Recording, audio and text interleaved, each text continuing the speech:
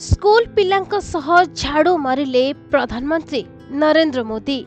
आज गांधी जयंती अवसर में प्रधानमंत्री नरेंद्र मोदी स्वच्छता अभियान रे भाग नहीं जहा फल से आज स्कूल पिलांक सह मिसी झाड़ू मारुछंती, जार फोटो एवं सामना को आछि।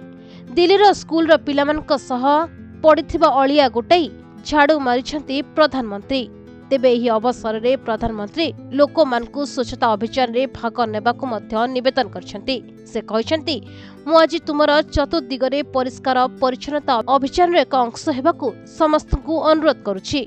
आपण मानकर एही पदक्षेप स्वच्छ भारतर आत्मा को आहुरी दृढ़ करिवो। तेबे स्वच्छता ही सेवा 2024 कार्यक्रम रे प्रधानमंत्री नरेंद्र मोदी कहछंती, भारतर स्वप्न जहाँ गांधीजी एवं देशर महान व्यक्ति माने देखिथिले ताकू आमे समस्ते मिसी पूरण करिबा। आज आमको एही प्रेरणा जगाए। तेबे अक्टोबर 2 अवसर रे आरंभ होइतिला स्वच्छता कार्यक्रम, जहाँ आज को 10 वर्ष पूरी जाइछि। स्वच्छ भारत मिशन यात्रा 10 वर्षर माइल खुंटरे पहुंची बोली प्रधानमंत्री कहछंती।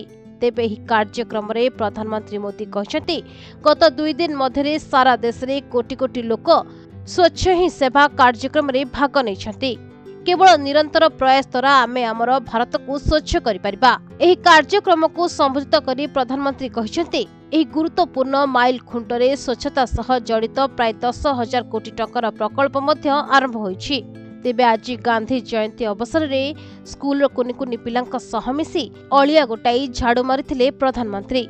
एहा परे पिलांक सह कथा मध्य होइथिले। मोदी को पाखरे पाई बेस खुशी हो जाइथिले स्कूल छात्र छात्री। तांका सह मिसी कुनि कुनि पिला माने मध्य स्वच्छता उपरे ध्यान देइथिले। ब्यूरो रिपोर्ट, प्रतिदिन टीवी।